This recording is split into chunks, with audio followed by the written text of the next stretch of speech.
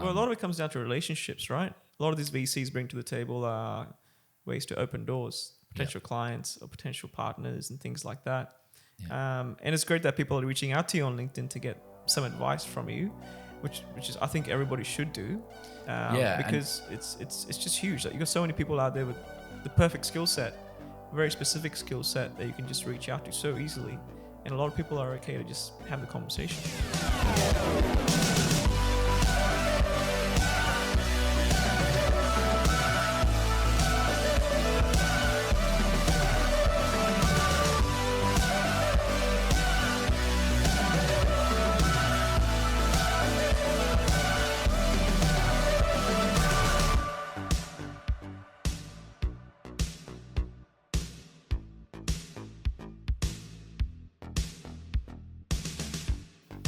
Hey, I'm Julian Fayad, CEO and founder of LoanOptions.ai, and today I'm here with a special guest.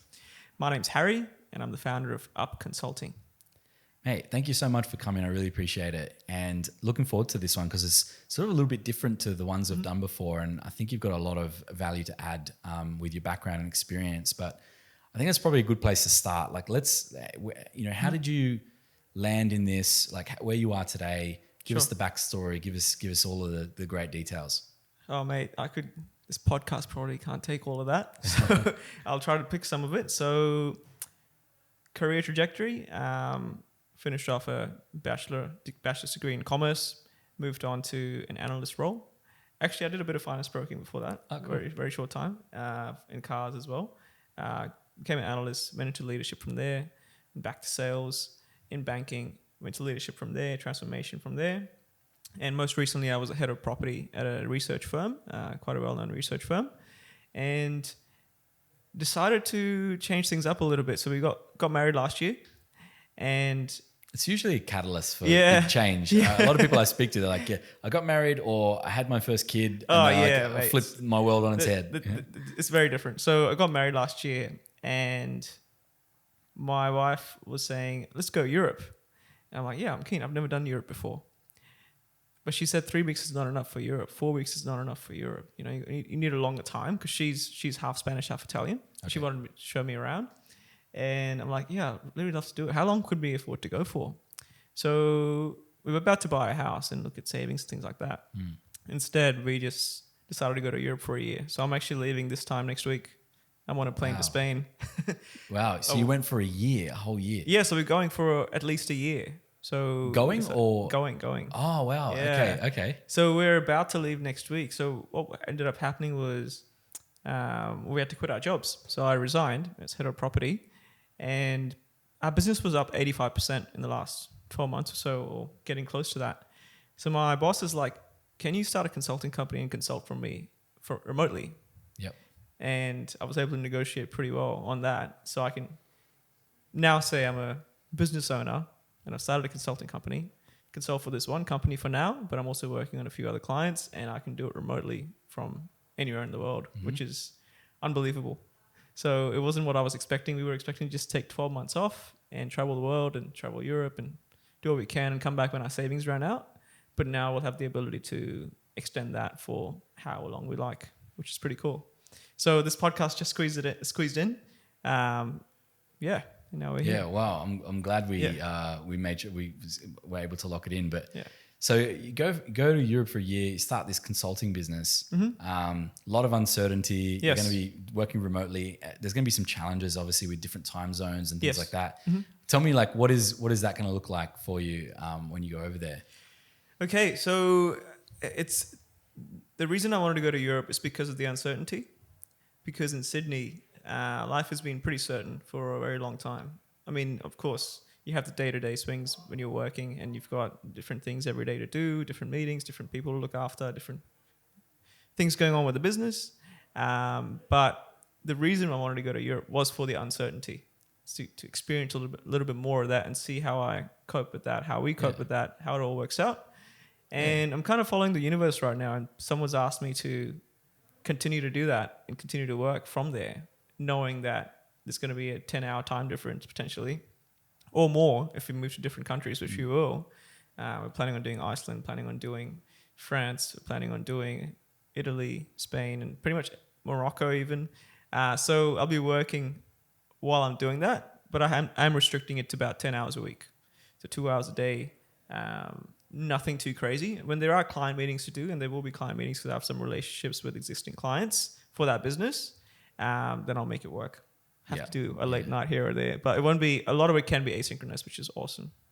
Yeah, that's I guess the benefit in the new age, right? You got great communication channels like Slack and other things where you can really get asynchronous communication, like really good. Email's always been there, obviously, not always, but it's been there for a while.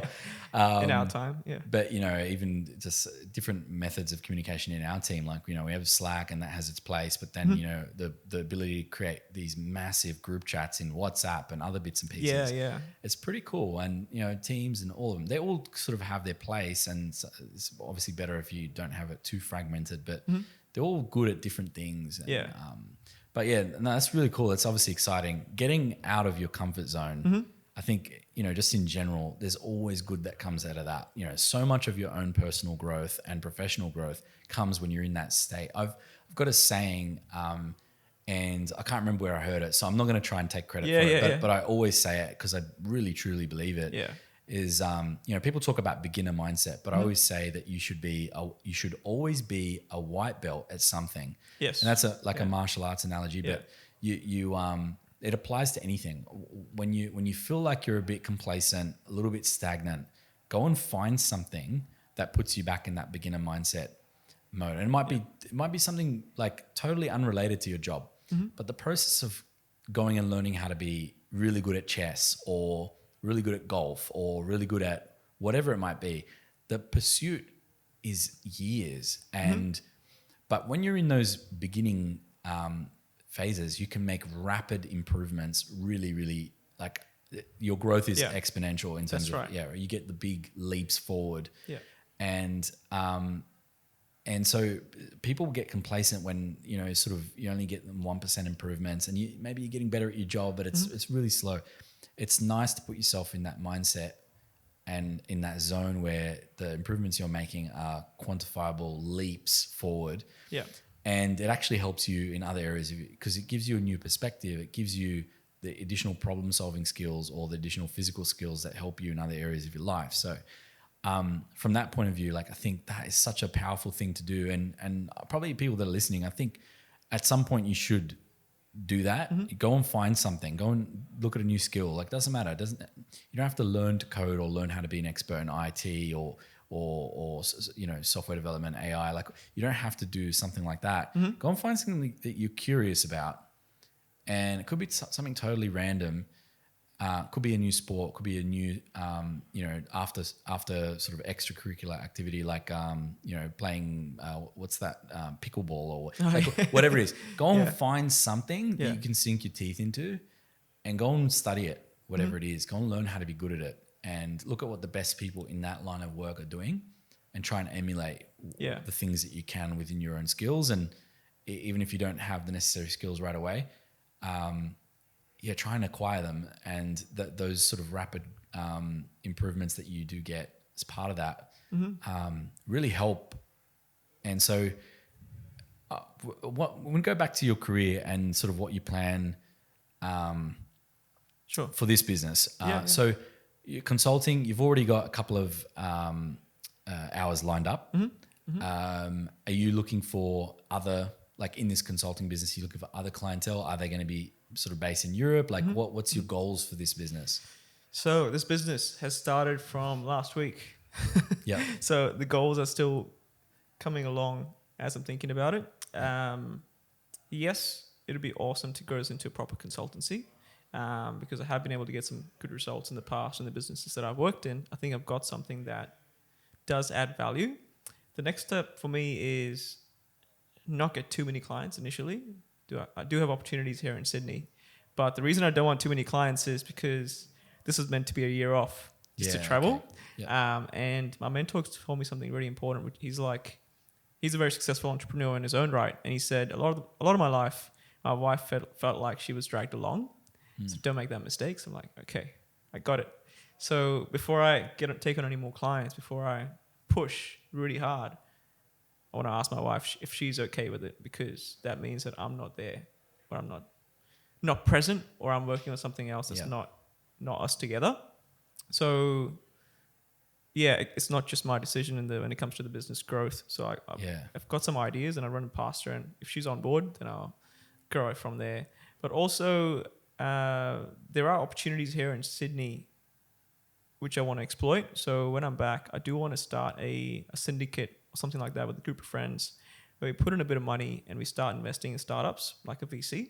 Yep. Because I'm in the circles right now, and I enjoy being in the conversations with entrepreneurs and people who are up and coming, really young, really driven, building new products, finding the right domain names and things like that to market, and start marketing whatever they're building. Start building funds, and right now VC funding is really dried up. So that's what we've been thinking about. When I'm back in 12 months, or if it's sooner, then we can start something like a VC on the side and start investing in some small businesses and start bringing them up. Because Australia is not huge for that right now. I know there's definitely more of a culture in the US for Yeah. definitely more risk takers, and sort of people that are willing to really target, huge growth and things like that. In Australia, it's definitely more conservative. Mm-hmm. And it's funny because, I was talking about this with someone the other day, and it's like, VCs are basically looking for businesses that don't need them. Yeah, they're exactly. Looking for the business that's got high Yeah. growth, Yeah. lots of cash, profitable, great intellectual property, Yes. all this kind of stuff, and unique distribution, and that's proprietary. They're looking for all these great things, and it's like most of those businesses don't need VCs. Exactly. They'll be fine on their own, right? They'll be fine. Exactly. Yeah. So, and going back to your point on being uncomfortable, I would love to back people who want to be uncomfortable, because running a business is uncomfortable because you haven't done it before. Yeah. And that's what I like to do when I push myself a little bit further, and get into the uncomfortable zone. That's where you're really learning. So this podcast, for example, even is a new thing for me, and it's not exactly comfortable because I haven't done it. Thanks for reaching out and putting your name forward. I That's appreciate that. And all the people that did reach out, I will obviously fit them in. You had some time before you go away, Time so constraints, needed to kind of squeeze this one in. But from my point of view, I think there is like a real lack of knowledge and education around that space. It's so, like you said, you move in those circles, so you obviously know a lot. But the average, even myself, starting my own business, I didn't know anything about that. I didn't know how many sharks there were out there. I didn't know how many people that sort of had bad experiences. So how to protect yourself, how to get the right representation to make sure that you don't get taken advantage of. Like all these things are really. So I think if there was a VC, sort of a VC business that was looking to educate young entrepreneurs and build a network through this educational process. The problem is it seems a bit conflicted because the VC needs to do what's best for it. That's right. It's a business. Yeah. At the end of the day. But also founders need to find ways to protect themselves as well. So I'm going to make it, I haven't needed to raise capital in loan options, but I have been through in previous businesses, and even in this, like the strategic investment process and due diligence and all that kind of stuff. Yeah. So I've been fortunate that I've got a reasonably good understanding, even equity swaps and things like that. I've got a reasonably good understanding now, but I didn't sometimes when I entered into these agreements. So I think like the number one thing is you should speak to people who have been through it and find out what worked and what didn't. And that would be the advice I give to young founders. Like, there's no shortage of people DMing me, asking me to catch up, pick my brain, blah, blah, blah. The disadvantage is I haven't had sort of the capital raise in loan options, so I can't give them the first-hand experience there. But I can share with them the knowledge and information I've got from people I know who have done it, and all these things, people where people got burnt and where people made it work really well. Most important thing I would say is that people need to align themselves with businesses that where there is clear alignment on values, ethics, morals, and maybe where people form a really big part of the growth strategy. Not just I the get it. numbers, right? Yeah. The hardest thing for a business who's trying to scale, the hardest thing for them to do is to get enough good people to sustain the growth and to make sure that as you do grow and to, 3 new people are starting every month or every week or however fast it's growing, that you don't have loyal, really good, hardworking people exit Yes. because it's changing too much too quickly, or you're letting people in with the wrong culture and things like that. But no, it's very interesting you raise that. And so if that's sort of a year away, probably by then you'll have sort of a bit more of that practical knowledge about, what it takes to be successful as a business owner in a startup yourself. That's really valuable. That part's really valuable because a lot of these VC guys that, they've been VCs for a while. Yeah, it's interesting, isn't it? Now they're around startups, but they're not really, they're sort of just pointing their finger and instructing. That's right. They're not actually. Yeah. Well, a lot of it comes down to relationships, right? A lot of these VCs bring to the table ways to open doors, potential clients or potential partners and things like that. Yeah. And it's great that people are reaching out to you on LinkedIn to get some advice from you, which is I think everybody should do. Because it's just huge. Like, you got so many people out there with the perfect skill set, a very specific skill set that you can just reach out to so easily. And a lot of people are okay to just have the conversation. Yeah, they are. And there's some people that are too busy or won't make the time, but I think I have a responsibility to the people younger who are trying to do something absolutely. Great. And, because I didn't really have that, and I didn't have someone I could just reach out to and go, what are your thoughts on this? And I do advise young people to get involved in sort of communities and networking groups because they can meet people who have been there, done that. For me, that was CUB, like Club of United Business. Okay. And that's a really great tool for me in terms of professional development. Yeah. And, I don't see it as like, I'm going to use it to make contacts that are going to make me money. I use it as something that helps me create and improve my knowledge and, connect with people who have had similar problems to what I have had to face in my business. And, if they've been there, done that, they can give you a very level-headed approach about how you should do something. And that to me has been so valuable, far more than the membership fee. I absolutely get ROI. I've met some great people and done some deals and whatever else, but forget about that for a second because I don't think if I was only doing it for that, I don't think I would continue to do it. Yeah. But the relationships, the connections with people, the knowledge, if you put enough time and effort into it, you can go and watch a talk, like a TED talk or like what do they call a fireside chat with like Fred Shabesta from finder.com.au. The founder of Finder, like that guy's got some stories and you can listen. Or you can, if you want to learn about sales and high performance and luxury real estate, then like Gavin Rubenstein, you can listen to like all these people who are at the very top of what they do. I don't know anywhere else you can get access to good information like that. Obviously, there's people on YouTube and the Gary V's and Alex Hormozzi's, which are amazing, it's huge, But they're sort of unreachable. Like you can't go and ask them a question. Maybe they'll respond to you on Instagram. They have millions of followers, so you're probably one of thousands of people reaching out to them. The way I've done it for the last year or so. So, backstory: I decided to write a book starting last year in February. And I'm still working on it. And another reason to take the year off is to finish the book. Yeah, great. I take the year off. It's now going to be a working year, but I still try to finish the book. And the book was centered around leadership for young people who are now in a position where they lead people. And so for that, I didn't want to just draw on my experience because I'm not terribly old. I don't have a lot of life experience in that. I have some experience that I can share, but I wanted to base the book on the fundamentals that I can learn from other people too. So I reached out to people on LinkedIn, just people I found who had great companies who are quite senior roles. So I met my mentor through there, who's CEO of quite a large fund. I met a director at a tech firm there who was actually in the US Army, went to Iraq, Afghanistan, looked after 250 men, told me all the war stories, and now he's a friend. I met someone from NASA, ex-NASA. These are people in Sydney you can reach out to. Yeah. So those are 3 of probably 13, 14 people I reached out to and I met and had a coffee with and took notes from. What can you teach me about the challenges that you've had in leadership and how did you manage them?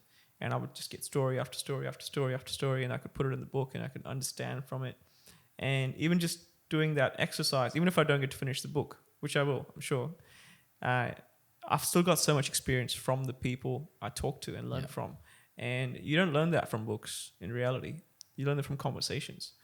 And it's so easy to actually just reach out and find out from people who have done it. What did you do in your challenges? Can I apply that to what I'm facing now, what my challenge is? And I invite everybody to just reach out to people.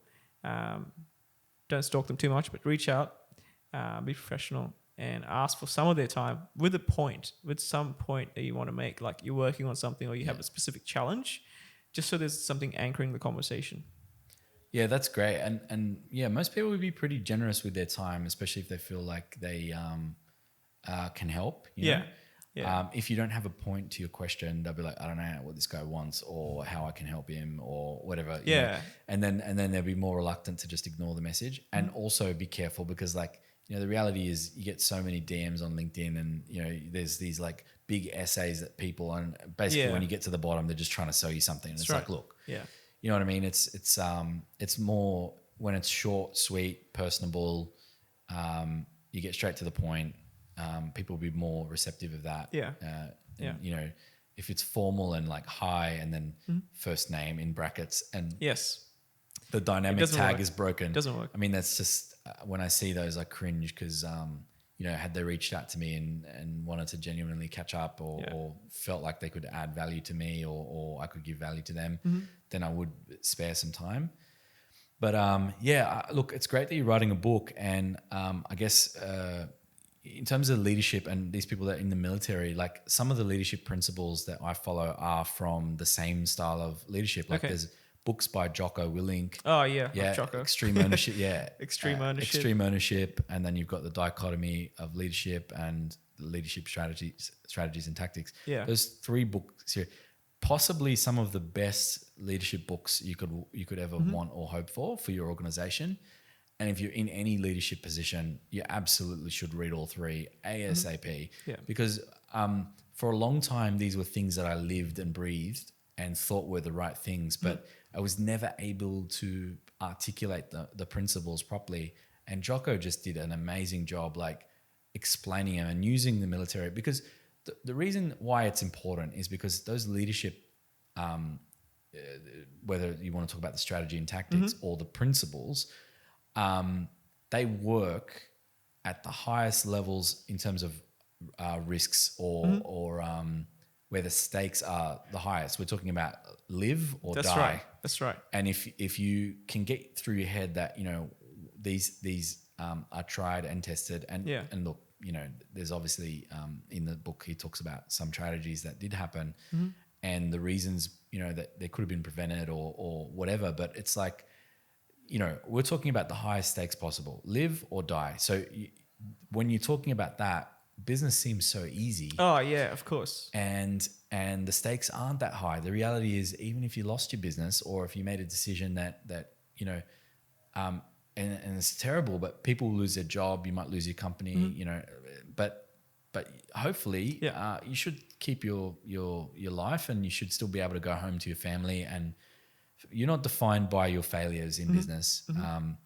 You know, I think it's pretty well documented that, you know, you can fail and it's not win or lose, it's win or learn. That's and right. You can come back with another idea or another venture and you'll be, you know, more careful not to make the same mistakes you did the first time. Yeah, that's right. But so with Jocko Willink as well, it'd be awesome to meet that guy. I've heard he's a tank.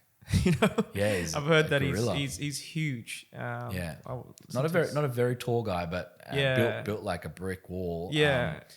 And I haven't had the privilege of meeting him, but I know some people who have. And really? Okay. I actually paid to go and myself and a few of the team members to go and see him when he was coming to Australia. They had to cancel the tour. I can't remember why, but I was looking forward to that because we got the sort of the VIP package to meet him. Nice. Yeah. But his books have been very impactful on me and my leadership style.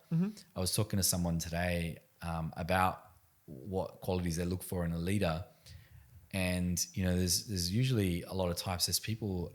There's usually two main types, but there's people who are very good at what they do, but then there's sort of not the best with people skills. Yes. And then there's people who are very good at people skills, but unfortunately not very good at what they do. Yeah. And you almost want to look for the unicorn, because some leaders can be very good when the business is all roses and it's growth and in the peacetime, and then there's the wartime when things go wrong and you need to be decisive and take action, but you also need to be compassionate and understand that decisions you make have ripple effects, and if you haven't considered them properly, you may permanently destroy the culture of the business for short-term gain. And so there's a lot of those principles that Jocko teaches, that's in the second book, The Dichotomy, because extreme ownership is about being accountable and teaching accountability throughout the business, but then also balancing that with understanding that there is a point in time where something is not your fault, and someone is not listening or too toxic for the business environment, and you need to take the decisive action. But your first point of call should not be to point fingers at others. And that's the compassion and empathy part, but also just being a good leader, naturally you'll inspire people to do the right thing. And if you can get them to buy into your vision and understand the why behind everything that they're doing, it just makes your job as a leader much better. But there's a lot of other really good books. There's one that I can remember, given to me as a gift. It was called The 5 Dysfunctions of a Team. Yeah.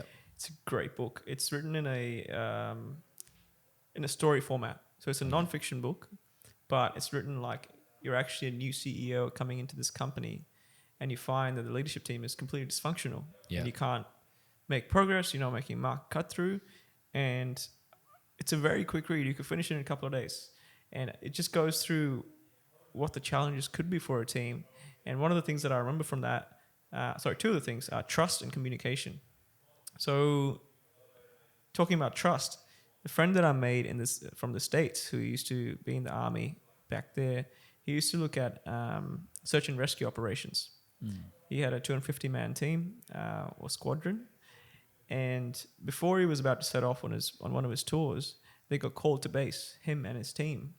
And they got told that 8 or 9 of their team members had just died the previous night because they were doing a night op and the helicopter actually crashed into a cliff and they didn't see it coming at the time. This is back in 2003, 4, whatever that was. And the next day they were going to base. The next day they were flying to Iraq to join that same war. And the following week he had an opportunity where he could take the 8 or 9 people on his team and his immediate team and go rescue somebody who was out in enemy territory quite far away on his own. And if he would gamble with 9 lives versus the 1 life, how challenging is that decision? And the team all trusted his decision. So he said yes. He looked at it and he said, yes, we're going to do this. And the team trusted him that was the right decision, and they actually rescued that guy from the army. And it all worked out in the end. But in that kind of scenario, the trust that you have to build with the team is just exceptional. It's extreme.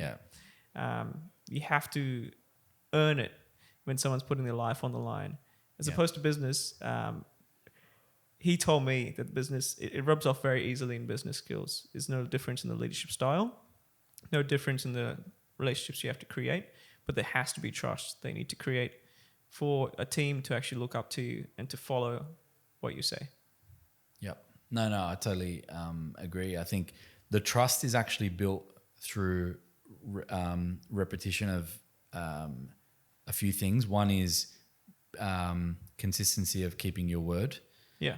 And, if you're someone who the team can count on every single time you say you're going to do something, you actually do it. Yeah. And not just a one-off, but every single time, then you become reliable and dependent as a leader, as a leader. And trust, those two are foundations of trust. Yeah, absolutely. Are you reliable? Can I give you a task and you get it done before the deadline. And then dependable is like, can I count on you to help when the going gets tough or whatever it might be. That's right. And so when you consistently show up, and that's actually some of the sort of concepts around like servant leadership. It's like you should be consistently seeking out asking your team how you can help them. Yes. That's one way to build trust. But there's different ways that you can build trust, obviously. But those are some of the most powerful ways. Is like show people that you're going to do things for them, and not expect immediate reciprocation. Show them that you're willing to do it consistently over time for them. Yeah. And then they almost have to trust you. And That's right. Yeah. It's important because trust takes so long to build, but it can be damaged or it can be a fragile thing. Absolutely. Absolutely. The process of making glass, it's not easy, but if it drops, it can shatter very quickly, and then it's almost impossible to put back together because once trust is broken, glass is probably the best analogy for trust. You can't just you can't put it together. Yeah, you just can't easily put. I mean, you can sit there but it's still going to have the cracks. Yeah, that's right. You can glue it all together piece by piece, but it's still going to have the cracks, and it's going to be more fragile the second time it gets dropped. And every single leader that I met, that I interviewed for the book, what I noticed was every single one was happy to share something about their life with me, even though it was the first time I was meeting them. They were happy to share, I've got 2 kids, or I live in this area, or I've got this dog that I love, or whatever it is, and this is my side project that I'm working on. And I think that's a trait that you have to have. You can't just be all about work, and you can't be robotic, because in reality, people will only trust people. And to know that you're a human being, you need to actually reveal a little bit about your life, your real life, to everybody else, become less unknown. And then as you tell more stories, and it comes down to that, when you start telling more and more stories, people reciprocate with their own stories. Yeah, and it's... To your point, it's like they made themselves vulnerable by releasing some personal information. Absolutely. That makes you trust them more. If we're sitting having a conversation and you're telling me all your deepest, darkest secrets, and I'm sitting there nodding, going, "Oh, I'm sorry to hear that. Okay, that's interesting."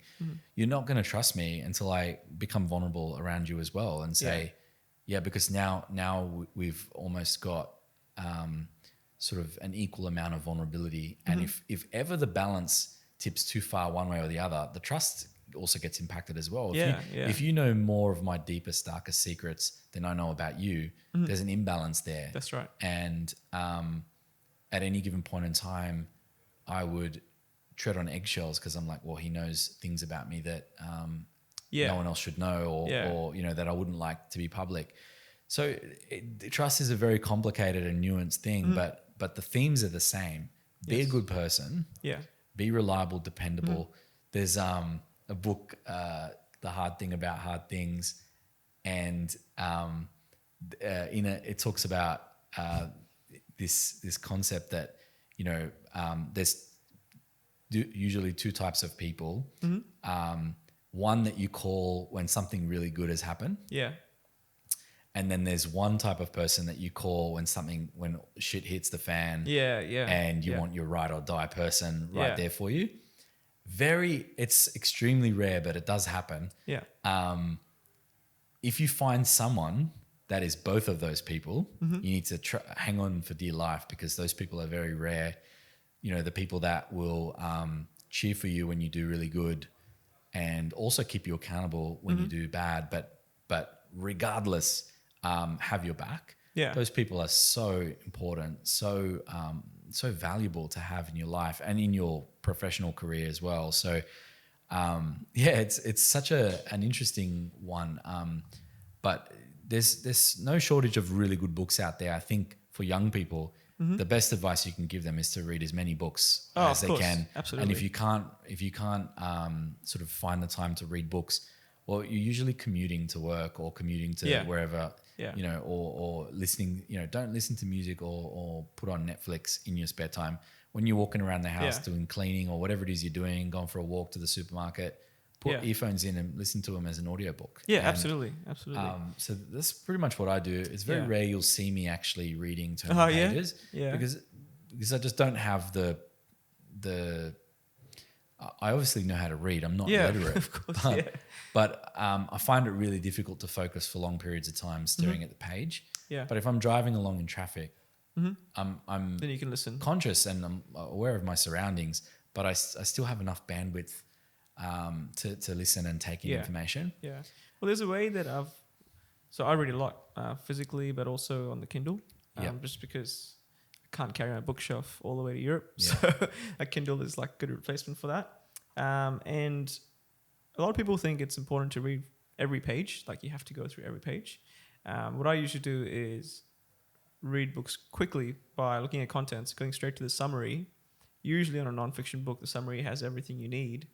And then if you want to dive deeper into a topic, you go back to the contents and then read the stuff that you're interested in. Because if you think back to school, all you remember from school are the fundamentals, like how to speak English, how to write, how to read, how to do basic maths. You're not going to remember long division, or maybe you do, but most people won't remember how to do long division or calculus and things like that. It's the fundamentals that you really walk away with. So with nonfiction, you're just looking for the fundamentals from that book, and then it's done. And there's so many variations of what you just explained. Like, for example, how I usually select the book is I'll listen on a platform like Blinkist, which gives you like a 20-minute summary of a book. Yeah. It's like the shortest version of a book. And if I'm interested in the concepts, then I'll read the entire audio book. But that's pretty much how I filter what I think is going to be relevant for me, because also it's important that you read books that are relevant in your time and what you're like. If you've got something that's big, that's important, that's coming up, like a negotiation or something, read books about negotiation skills and tactics that are going to better prepare you. Yeah. Read things that are going to empower you in the next couple of weeks for whatever challenge it is that you're trying to face. And then once you do that, then move on to things that you think will be more helpful long term. Yeah. And it doesn't matter, but that's probably the best advice I would give is like make sure you're reading, even if it's 5 minutes a day, like make sure you're reading something. You have to read something. Yeah, absolutely. You're learning something every day. Otherwise, it's not like you're staying in the same place. You're actually going backwards if you're not learning, in my opinion. Yeah, because everyone else is moving forward. Yeah, absolutely. And with AI, like your company's part AI. So I actually use ChatGPT to give me a summary on a book. Another great way to do it. It gives me a summary, and then you can dive a little bit deeper. It won't give you exactly what the book's about, of course. It's not copyright infringement or anything like that. But you can read a summary of a book. It gives you the fundamentals, the foundation of what the book's about. And then if you want to read it, then you can go ahead and read it on that specific topic that you want to. So you can gain a lot of knowledge doing that. Absolutely, Even Blinkist, like if you're not someone who has a long attention span to read the entire book, just read them in the Blinkist format. Read 100 books. In the Blinkist format where it's like 20 minutes end to end or whatever. I can't remember how long they are, but it's like a 20-minute summary. It's a very short summary. Just read them then. And that's better than nothing, because you'll get the little golden nuggets out of each book, and that will get you through a lot of books faster. And then when an event in your life comes up where you need to maybe delve a little bit deeper, then read the audio book. But you will fall in love with reading. When I was a really young kid, I was a real bookworm. And I was a tiny little kid, and I'd read the big Harry Potter novels. And I was obsessed with reading. And I went away from that for a long time because not really. I read, but I read different things. I didn't read books. I read topics changed. Articles on the internet. I read different papers on cars, and I became obsessed with cars. So like I channeled a lot of my energy into researching which are the best parts and the best components, and like about this engine and that engine, and like I channeled it in a different direction. But then over time, then I was like, and I still am, but I got into podcasts, and I thought this is a great way to absorb information, especially when they're not just, especially when it's a conversation, like whether it's Joe Rogan or Lex Friedman or whoever Huberman, it is. Andrew Huberman. But I prefer podcasts where there's dialogue instead of one way. That's why like some people don't like audiobooks, because it's like it's just monotone potentially. It can get a little long in the tooth. But by the way, the dialogue ones are great. Podcasts where there's question answer. Like it's really hard not to be engaged. And I think that's part of the reason why Joe Rogan podcast is the biggest in the world. It's like it's a very engaging way to consume information. Yeah. And Yeah. you retain a lot of knowledge because he's asking questions that you want to know the answer of. Yeah. And, Yeah. um, I love his David Goggins interviews. I don't know if you're a Goggins fan. yeah, But big Goggins fan. I love his Goggins interviews. So But we're working on a feature wall in our office. Yeah. And it's getting designed at the moment. And, Goggins is going to make the He's Hall gonna of make Fame. it? Yeah, Oh, he's nice. going to make That's it for awesome. sure. I mean, how can you not? You want to talk about discipline. I mean, the mental fortitude that guy has. It's just insane. all you have to do is watch like a tiny YouTube clip from Goggins, and you can do anything you want. You Yeah. know that you're Yeah. putting off for so long. I broke a record last year just listening to Goggins at my local gym. We were doing the push-up challenge. You know the push-up challenge? Every year, it's like I did it last year. I did it, the year before last year, and then I ended up with shoulder problems. And, okay. And then I was like, I'm not doing that stupid shit again. Because yeah. the thing about shoulders is they're not even a real joint. They're like they're held together with like various. It's not like say an elbow joint. The shoulders are like held on by some pretty big muscle groups. Oh, okay. And you've got an AC joint and stuff, but they're really hard to heal shoulders. Oh, I've got another shoulder injury now, but those shoulder injuries that I have now are actually because I weakened them so much doing that. And really, at the time I was really buff, but I was definitely overtraining those muscle groups. Yeah. So now I'm like trying to be more conscious of what I do in excess because I'm 31 now. Yeah. I'm not 20 anymore. I'm 32. So Yeah. So when I was a kid, I probably abused my body way too much without doing a single bit of recovery. Yeah. I played like rugby league, which is pretty hard on the body, and I trained or played at least 6 days a week, 2 games a week. In winter, I'd play school rugby league, and then I'd play on the weekend as well. So 2 games a week. And in sort of the summer, you play like Oztag or touch football, which is a bit lighter on the physical body, but not that light when you're talking about still running, stopping, change of direction, and the cardio required for touch footy is pretty intense. Yeah. So anyway, but I never once iced. I never once stretched. I was just I'm like, I'm sweet. I just do a quick warm up, and away I go. And I'm paying for that years later. Anyway, so the push up challenge I did do it, and I can't remember exactly what it was, but it was like every 30 minutes you got to do 200 push ups. Something like that. so crazy. It's like 21 days, and you got to do 3,000 something push ups in those days, and every push up represents a life lost to suicide the prior year. It's a great cause. It's a great cause. Yeah, great cause. So I've been doing it for years and years and years, and I did it last year, and the guy who looks after the gym, he noticed that I was doing a lot of push-ups, and he's like, do you want to try going for the record, like the gym record that we've got for push-ups? Because this month is the push-up challenge. Like, we're going to see who can do the most in one hit. Yeah. And so actually, just because of, I don't know, I was just in the flow of doing so many at the time, and it was in good form, I was able to beat that record. And the thing that got me to beat that record was actually Goggins, because he always talks about when you're at your max, you're only about 40% there. Yeah, 40%. Yeah. Which is a huge, it's a monumental kind of saying where you got 60% to give. So I managed to get through 72 push-ups in one hit, and my body was wrecked after that. But I wanted to stop at 40. I wanted to stop at 50. I wanted to stop at 60. And I actually stopped when my body gave out. And Goggins is the reason I was able to do it. Yeah, that's because he was able to push you all the way to the edge, right?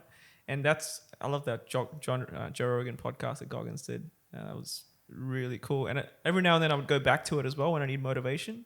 Yeah. I listened to a talk by Jay Shetty. Do you know Jay Shetty? Yeah. Years ago. This is COVID times. And he said motivation is like food. You run out and you need more, and you're hungry for more. And you will run out and you will need more. It just depletes, and you got to keep refreshing it. And there's a few videos online that I used to use to refresh myself on the motivation, especially during COVID. I was in a very busy period of my life at the time, at work, especially doing a lot of hours. And obviously being in leadership, there's challenges, and you kind of become a therapist as well because your team needs it. You need it as well. But there's a lot more challenges that you're facing during that time. So I used to listen to Steve Jobs' commencement speech. You remember that? It's a very famous thing online. Every morning for probably months. Listen to Matthew McConaughey's award acceptance speech. I don't know if you've heard that one either. Great as well, yeah. Great speech. And Goggins. So those three were my key things. I think Goggins' main message though, and this is something I more agree with, the sort of the older I get, the more experience I get, is like, it's not about motivation, it's actually about discipline. And Jocko's very much the same. Yeah. And because like the thing is, motivation, like you said before, it does come and go. But if you operate with discipline of like, this is what I do. I do whatever it is, 200 push-ups a day, 500 push-ups a day, 1,000 push-ups a day. This is just what I do. It's just one of those things that I now do this. This is part of my life. And the thing that resonated most with me about Goggins is once, I obviously respected the man. I was like, oh, this bloke is definitely like wired differently. Yeah. But his point is like, he wasn't originally like that. So it gives people hope that they can build that level of resilience and discipline. But the thing he said most is like, some mornings, I remember he's running and his shirt off. Some mornings I wake up and I look at my shoes for fucking 30 minutes before I put them on because I don't want to run or I don't want to do the thing. And whatever that thing is, it doesn't matter, right? Yeah. But I resonated so much with that. I was like, okay, good. I'm not the only one then. Yeah. Like I train in the mornings, I do jiu-jitsu. Yeah. And the amount of times my body and my mind play tricks on me when I'm waking up early. I'm waking up at 5 a.m. to get to Artarmon from my house, to make the class. And I'm already tired. I've been traveling the country. I've been, there's every excuse possible. Even when my kids were really young, I got 2 kids, and when they were babies, waking up in the middle of the night every couple of hours, you give yourself every excuse, and your body and your mind will play tricks on you and convince you that you've got an injury, like, oh, your shoulder's sore. It's not a good idea if you're training. And I used to convince myself that that's fine. If you've got an injury, just go and watch then. Go and sit, listen to the coach, and you'll learn something. But this is what we do from now. Like, this is what we do. We go to jiu-jitsu on Monday, Tuesday, Wednesday, Friday, whatever the days are, right?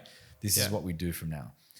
And when I would get myself up and like literally drag myself out of bed, because the motivation, it's not that it was lacking, but it's just like, is this the right thing to be doing? I'm like working, sometimes 14, 16 hours as a founder in a startup. And then I'm sleeping 3-4 hours and like getting up early to go to jiu-jitsu.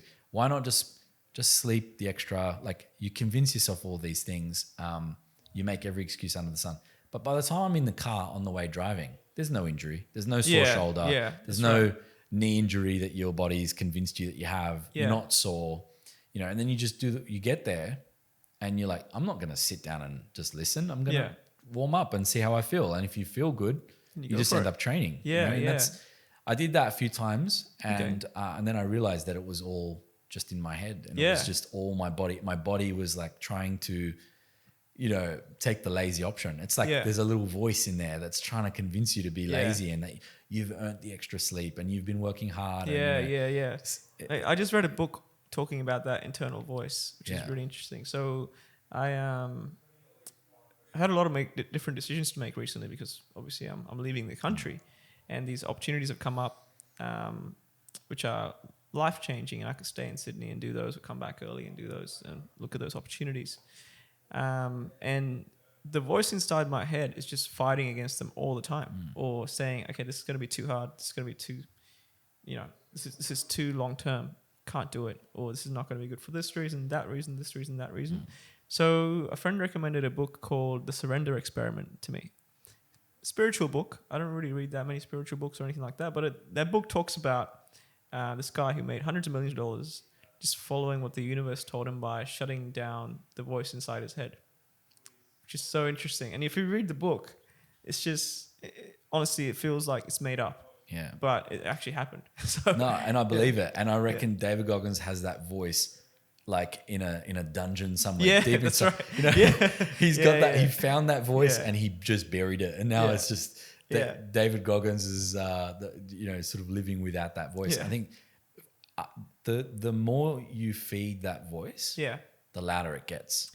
And it's like David Goggins is, earmuffs that are completely Yeah, soundproof, yeah. and he's just blocking it out. And that's his superpower. His superpower is not that he's incredibly athletic. I mean, he looks great, Yeah. but that's not his superpower. His superpower is that he is incredibly disciplined, and his mental strength Yeah. that he's built up by telling that voice to fuck off every time. Yeah. I mean, that's his superpower. Yeah. And everyone, the thing is, he's telling everybody that can be you. And Yeah. you don't have to be that extreme. You know, you don't have to be the Yeah. David Goggins. You don't have to run ultra marathons. And Just you for see fun. the video, the video of him. They're like, "Oh, how'd you deal with the heat?" He goes, "I didn't even notice it." You know, and it was like he's running through deserts that are like, I don't know exactly how the temperature converts, but my understanding, I think it was like 110 degrees Fahrenheit, which I think is over 40 degrees. Yeah, that's crazy. Celsius.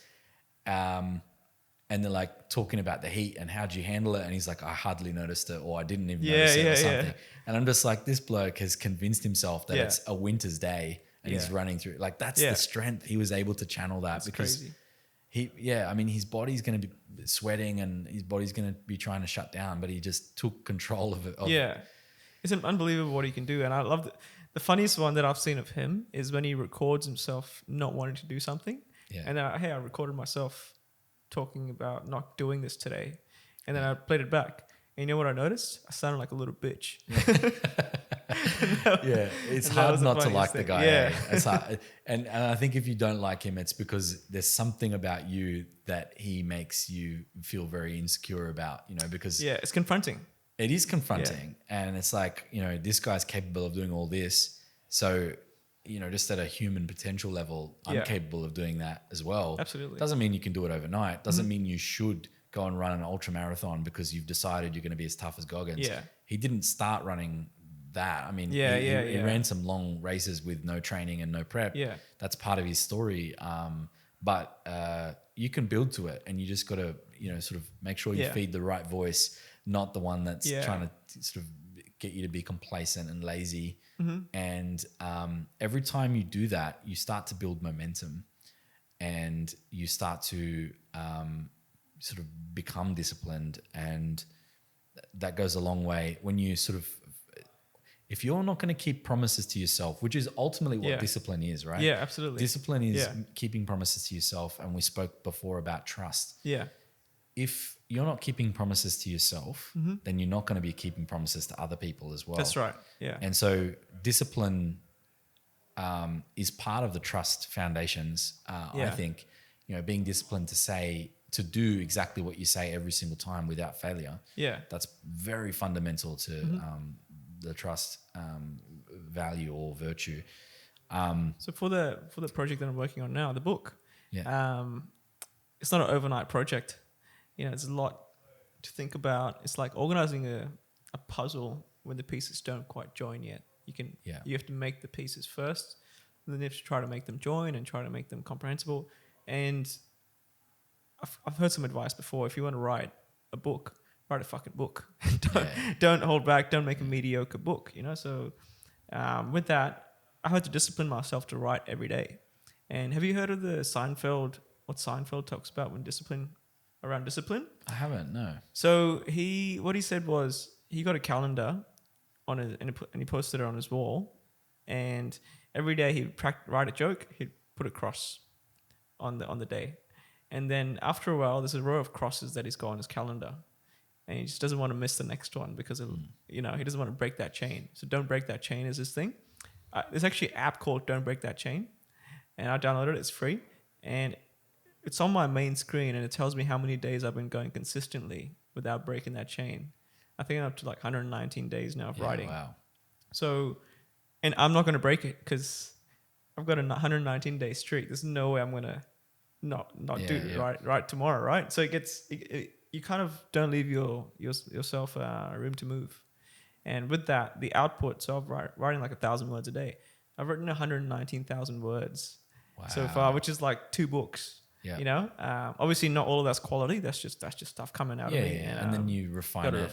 You own it, and you wordsmith it so that you say the same thing, but with less words. That's right. Yeah, that's right. That's one thing I've learned over time is like I used to be a bit of a rambler, and now I try and figure out the shortest amount. Yeah. Especially when I'm talking to the team, the shortest amount of words to get the point across so it's really clear. Yeah. And so it's not ambiguous. Yeah. But that's a skill that definitely needs to be practiced. You know what Warren Buffett, how he writes his shareholder letters every year?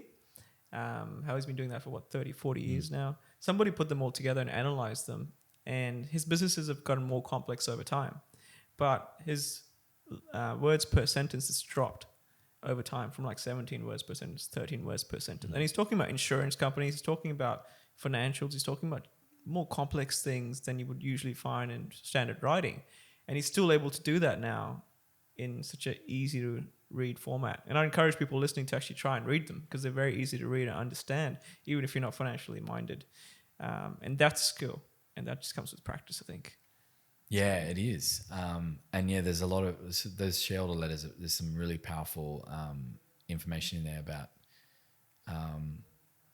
what's the saying Jeff Bezos says to Warren, because he's obviously a very successful investor. He's like, why?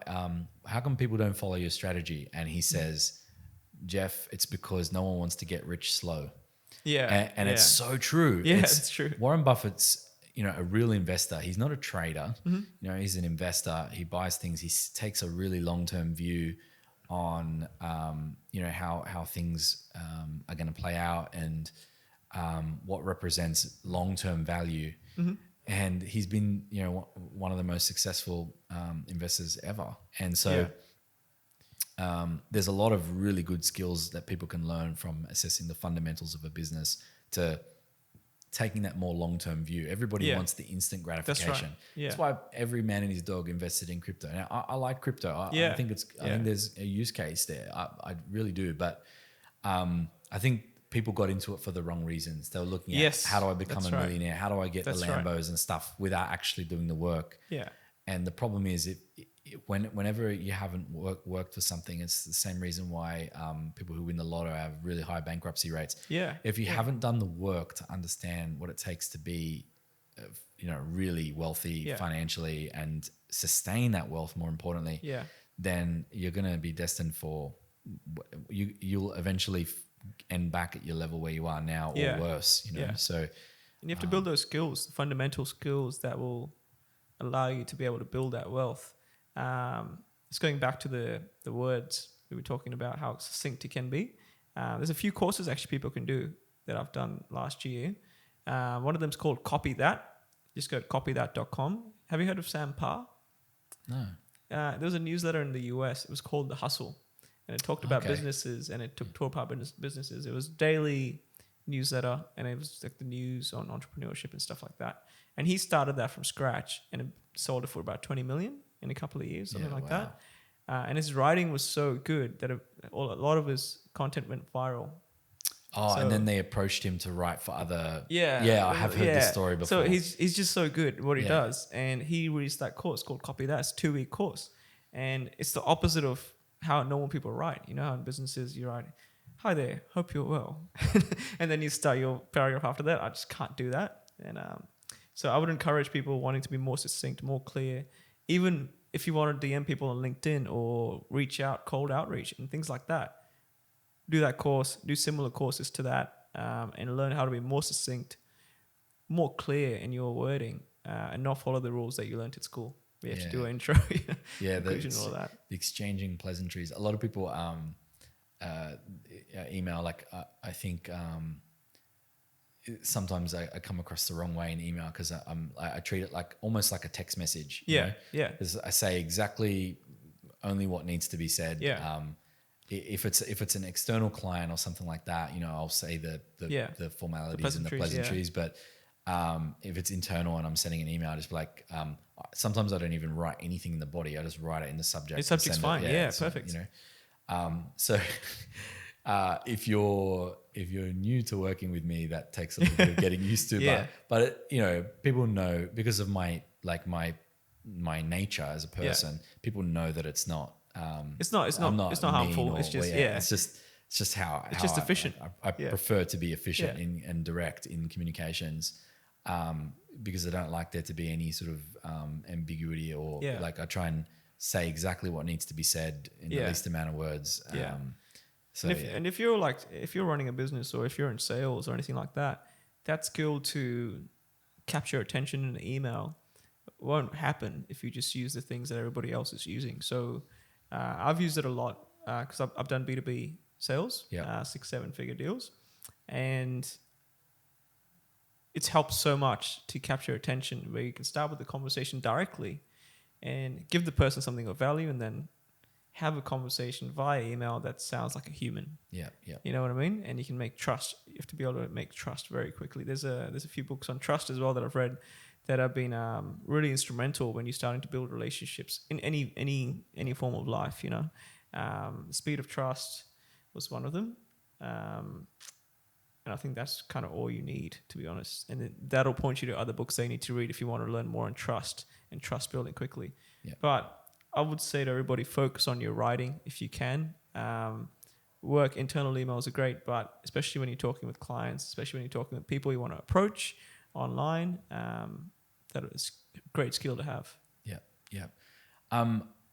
So we have a tradition on the podcast, and that tradition is that we get people to give us their 60-second pitch on their business or their idea or their concept or whatever it is. So I'm going to get you to do that. But before we do that, I'd love to see if you had anything else that you wanted to add. Like obviously embarking on this new journey is a lot of change.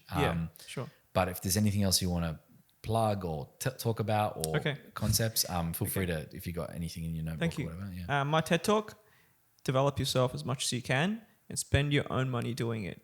So last year I spent close to $15,000 to $20,000 on my own development. That comes in the form of personal coaching. So I joined a business where I was doing different deals to what I've done before. I didn't know how to do that. So I reached out to a coach in France who came really highly recommended, paid him $500 an hour to teach me how to do this. And that 20x'd the ROI on that because I just learned from the best. Just go straight to him, learn from him. Also, develop storytelling, I would say. This is a course you can do online. It's about $3,000 to $4,000, but you can even ask your business to pay for some of that. And you can claim it, of course, because it's personal development.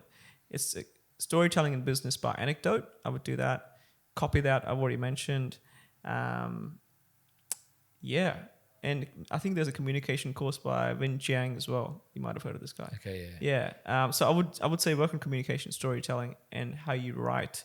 And those three skills will be really instrumental to building you a career that you really want. And it'll happen on its own when you've got the skills. That's my plug. Perfect. Yeah. And then maybe we'll move into for you to sort of pitch up consult. I mean, I know you're not necessarily looking for too much business at the moment. So, but maybe this clip can be used when you're ready to ramp up. On the count of three, just go for it and tell us why they should engage you, what value you can add, all that kind of stuff. So when you're ready, go for it. So in the last 2 years, the last business I've been working for has been up 85%. The business prior to that grew from 4% of income stream to 47%, which meant about $1.6 billion of income. And that's the last 24 months or 36 months. So the way I work is I help businesses think clearly just by understanding what's working, what's not working, and bring a very factual, clear lens to the picture. So if you want to work with me, feel free to join me anytime. Amazing. That all sounds really good, mate. But yeah, I really appreciate you coming on and thank you for your patience. Maybe when you're back and you've had some time in Europe and very jealous, might I add, we'll catch up again and look forward to doing that. All the best with your travels. Thank you. And God bless you and your family. So thanks so much, mate. Appreciate it. Thanks for having me. Cheers. Thank you.